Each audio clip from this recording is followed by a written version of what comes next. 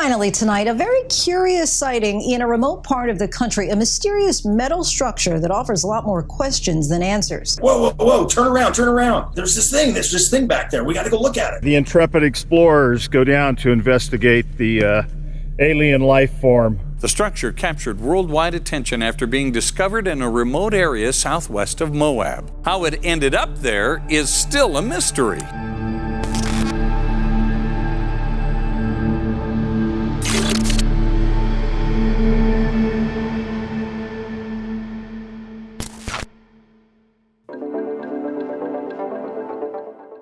On Wednesday, the 18th of November 2020, a team of wildlife biologists were performing a routine survey of bighorn sheep in southeastern Utah from a helicopter, when one of the crew members spotted something unusual on the ground below. After frantically convincing the pilot, Brett Hutchins, to turn around and head back to the location, they discovered a strange foreign object standing upright inside a narrow, rocky canyon. The object was in the shape of a triangular prism, measuring around 3 meters tall, with each side being 58 centimeters wide. It was made of metal sheets, presumably stainless steel or aluminium, which were joined with rivets to keep the parts intact. The base had a silicone cork to help keep it planted into the desert ground, with suggestions that whoever had situated it there had cut into the red rock to secure it in place. It had a reflective surface, sounded hollow and insulated when struck, and had no markers or features to suggest who its maker may be. Despite it looking somewhat extraterrestrial in nature, Hutchins noted that the object appeared to look man-made, with the blind rivets used to assemble the structure indicating human origins. The crew reported the finding to the Utah Department of Public Safety, who would later release videos and photographs of the obelisk to the public. Labelling the object as a monolith, the DPS shared the bizarre discovery with the world, but without revealing its exact location in order to prevent people from endangering themselves and others whilst trying to find it. As you can imagine, this didn't stop curious minds attempting to locate the mysterious column, and within hours, a Redditor by the name of Tim Slane had managed to identify its coordinates using Google Earth. By comparing the flight paths of the helicopter against the red and white sandstone terrain from the videos, Slane was able to pinpoint the exact position of the monolith through satellite imagery, tucked away in a small canyon in Lockhart Basin. What made this location surprising at first was just how remote it was, with no public services nearby and little to no telephone signal available. What made it even more unusual, however, was that when looking through the archives of the satellite images, it showed that the monolith had been standing there undiscovered for over 4 years, having been installed between July the 7th and October the 21st, 2016. This, understandably, sparked the world's curiosity, with hundreds of speculations about what this monolith was, who put it there, and what it represented. Questions needed answering, and so the race to find the monolith had well and truly begun.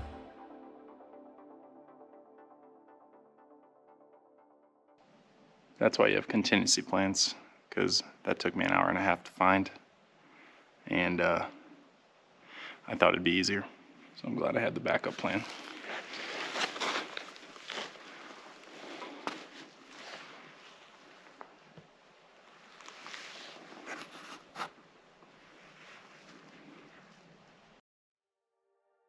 David Serber, a 33-year-old former US Army officer, was the first member of the public to discover the monolith using the directions provided on Reddit by Slane.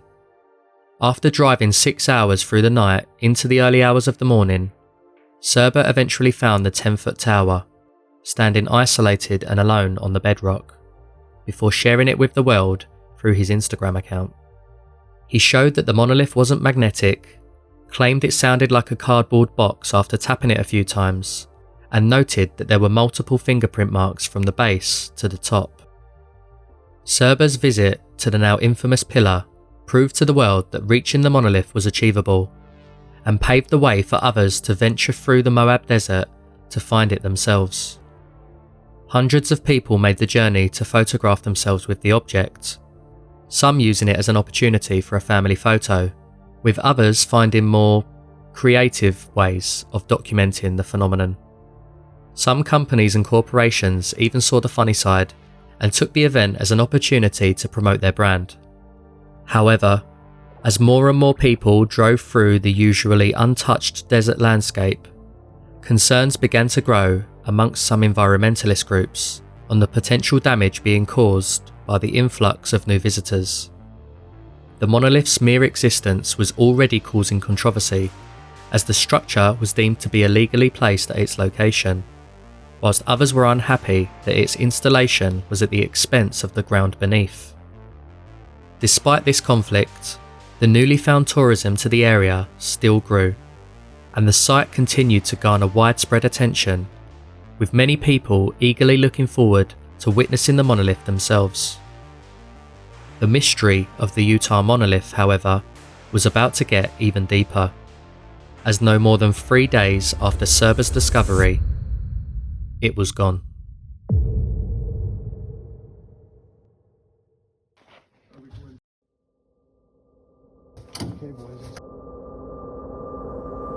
The safe word is run. Ross Bernards, an outdoor photographer from Colorado, decided to make the venture to visit the monolith at night to try and capture some unique pictures using light painting. After driving several hours to the location with some friends, they managed to find the monolith completely unattended, and so began taking pictures with the place all to themselves. They had spent just over an hour at the site alone when some new visitors began walking up through the canyon. There's 4 of them. 2 of them stand back, 2 of them walk forward and walk up to the monolith and start pushing on it a little bit. And then one of them turns to my friends who are a little bit further up the canyon next to it, where I was a little further back, and said, hope you got your photos. And then just gave it a couple of big pushes, and it like just leaned over. And that's when the rest of them came up, and all 4 of them pushed it over to the one side and then pushed it back to the other side, and it just fell straight onto the ground. Right after it had fallen over and made a loud thud, they said, one of them said, this is why you don't leave trash in the desert. And as they were loading it up and walking away, they just said, leave no trace, and left. And just like that, the monolith was gone. The 4 unknown individuals carried the structure out of the canyon and into a pickup truck, leaving behind only a small tower of rocks with a single triangular piece of metal protruding from the ground where it once stood. The Bureau of Land Management put out a statement claiming that they had no involvement in the removal of the monolith, and the San Juan County Sheriff's Office stated that they wouldn't open an investigation into its disappearance, although it did release a lineup of some potential suspects on Facebook.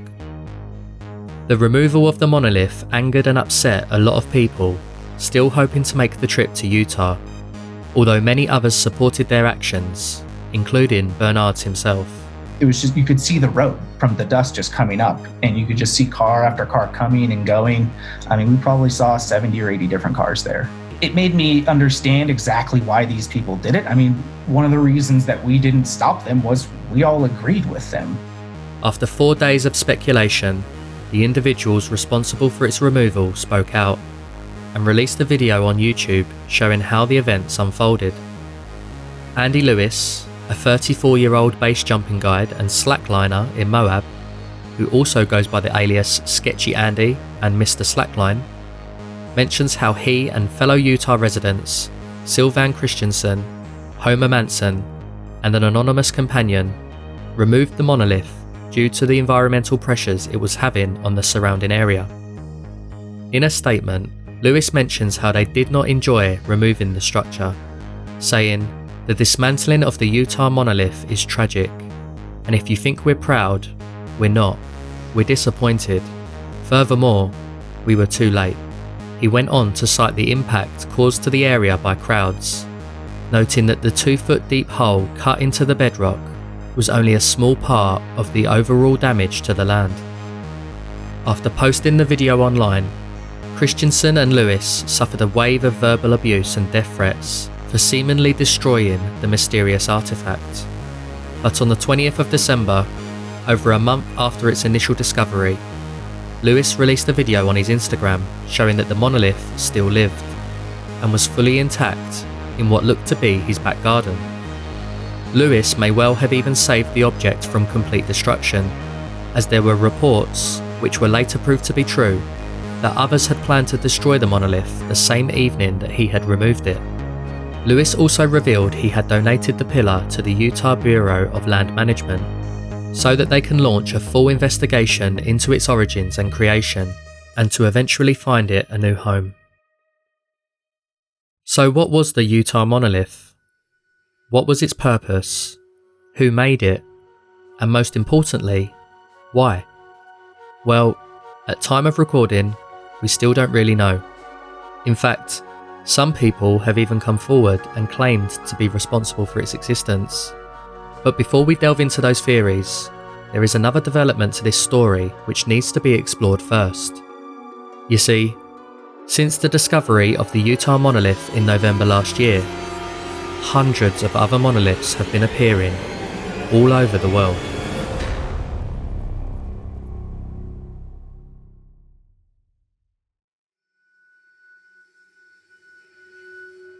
On the very same day that the Utah monolith was removed by Lewis and his team, a second one was discovered in eastern Romania. Similar in shape to the Utah monolith, this structure was 13 foot tall and had unusual squiggle patterns etched into the sides. Much like its American cousin, it was quickly taken down after being discovered. Yet the day after its removal, a third popped up in California, then a fourth in Italy, then Las Vegas, Russia, Slovenia, Germany, New Zealand, England, Iran. Even the Democratic Republic of Congo saw the birth of a monolith in its capital city, which was subsequently burnt down by a mob due to fears of it being linked to Satan.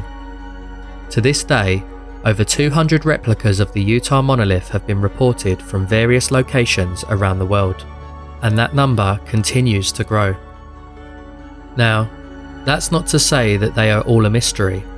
Some artists and organisations have openly expressed themselves as the creators of their specific country's monolith, whether it be for recreational or promotional purposes. But with obelisks reaching all four corners of the globe, it's fair to say that the mystery of the Utah monolith certainly sparked a global phenomenon, one which is still visible to this day. So, back to the one that started it all.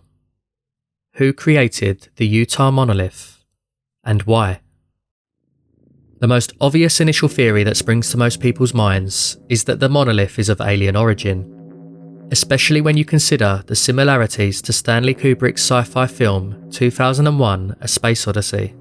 In the film, monoliths left by aliens are discovered by characters throughout the timeline of human history, with the first being discovered by man's early ancestors. It's thought that, in the film, they represent and perhaps even trigger transitions in human evolution, such as in the first encounter, where it leads to a tribe of hominids discovering the use of tools for the very first time. Whilst different in shape and style, the Utah monolith bears a lot of resemblance to Kubrick's, from its mysterious appearance on Earth to the barren surroundings it was discovered in. Whilst it's unlikely that the Utah monolith is a close encounter of the third kind, it's more than likely the work of an Earthling who was inspired by Kubrick's 1968 sci-fi blockbuster, paying special homage to the film. The second, most plausible theory is that this is some sort of art installation, with the designer intentionally hiding his work in the desert, eagerly waiting for it to be discovered years later. One such artist whose work resembles that of the Utah monolith is John McCracken, who was well known for creating metallic-looking, monolithic pieces. He supposedly believed in the existence of extraterrestrial life, and had once expressed an interest in leaving behind a piece of artwork in the desert. Whilst this all adds up to his involvement being a certainty, McCracken actually died in 2011, 5 years before the Utah monolith was erected, making it difficult to justify that he had any input at all. Although, It's possible that another artist could have carried out this work in McCracken's honour, fulfilling his final wish and preserving his legacy. Other artists have also been speculated, such as Petechia Lathornhawk, who lived in Utah and whose previous work has involved installing totemic sculptures in secret desert locations, although she has denied her involvement. After days of initial speculation, a collective who call themselves the Most Famous Artist, led by creator Matty Moe, seemed to suggest that they were in some way behind the stunt, with images which supposedly showed a monolith in transit before its installation being published on their website. When asked if he took credit for any of the monoliths popping up across the globe, he stated, "I am not able to say much because of legalities of the original installation. I can say we are well known for stunts of this nature, and at this time we are offering authentic art objects through Monoliths as a Service." Monoliths as a Service is the phrase Moe used to promote the sale of monoliths that the Most Famous Artist were creating, some selling for the price of $45,000. Moe continued to confuse the subject of whether or not he was involved in the Utah monolith specifically, claiming he didn't do the monolith, but didn't not do the monolith on an Instagram live broadcast. When again asked if he was involved in the creation of the other monoliths across the globe, his answer was, "Yes, I can confirm we have installed monoliths," but wouldn't offer any more comment for legal reasons. The Most Famous Artists are known for creating real-world artistic stunts in a similar vein to that of the monolith, such as vandalising the Hollywood sign back in 2017 to instead say Hollyweed. It could be then that the Most Famous Artists are involved in the creation of the Utah monolith, yet are intentionally avoiding admittance due to the legal ramifications it would bring them. Whilst this is a reasonable theory, I for one have my doubts. In an interview with ABC News back in 2019, Matty Moe explains the origins of his alias. The Most Famous Artist is an idea. Anyone that believes they're the most famous artist is the most famous artist. That's not true. It is. No. The whole idea is that you can be whatever you think you can be. And so one day, a few years ago, I decided I wanted to try to be the most famous artist, and I became it. How did you do it? Selfie-friendly murals and headline-worthy projects. Much of Moe's artwork centres around the theme of modern-day selfie culture and the changing cultural landscape of how we perceive ourselves on social media. A good artist is someone who uses the tools of their time to tell the stories of their time and contextualizes it in art past. And so in that context, I'm a great artist. I'm using the internet, which is the tool of our time, to tell the story of selfie culture. And I'm studying past artists to understand how my work fits in. When questioned about how he plans to maintain his status as the most famous artist, Moe mentions how he has previously latched onto trends in the past to attract viewers to his exhibitions. The weekend that Hulu and Netflix dropped their Fire documentaries, I saw an opening which was a news cycle about this topic.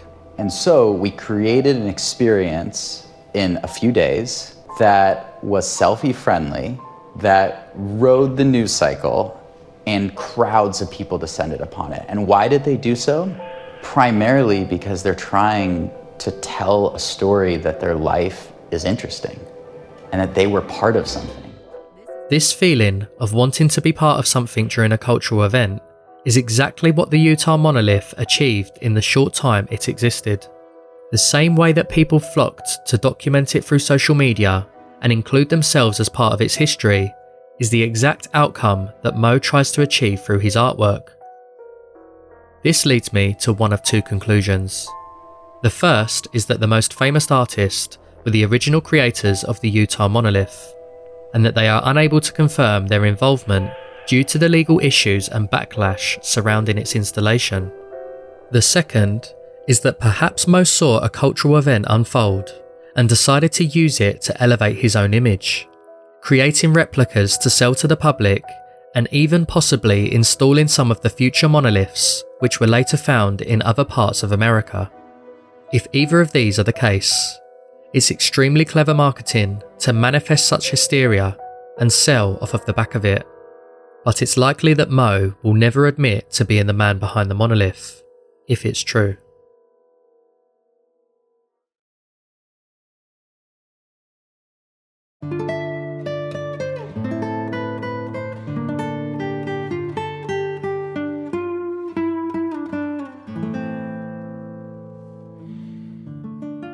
A year on from its discovery, the origin and meaning of the Utah monolith are still unknown, and unless somebody steps forward with evidence of their involvement, it's likely we'll never know who was responsible for its existence. Although, saying that, I'm not sure we really need an answer, as the magic of this story lies in the mystery itself.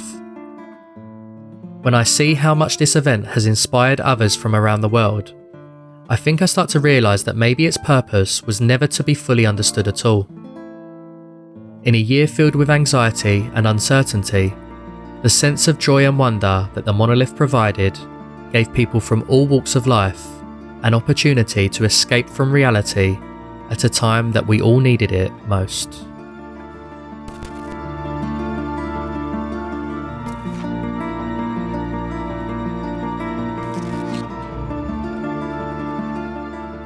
Thanks for watching the video. If you enjoyed it, then please leave a like, and if you haven't already, make sure you subscribe to my channel for more content like this. What are your thoughts on the Utah monolith? Leave a comment below telling me what you think, and remember, if you want me to cover a particular story, just let me know by either emailing me or leaving a comment on this video. Special thanks to my patrons who are supporting me throughout this year, and also to everyone else who has given me really good feedback and kind comments. I've really enjoyed creating videos for you guys this year. Thanks again for watching. I'll see you on the next one.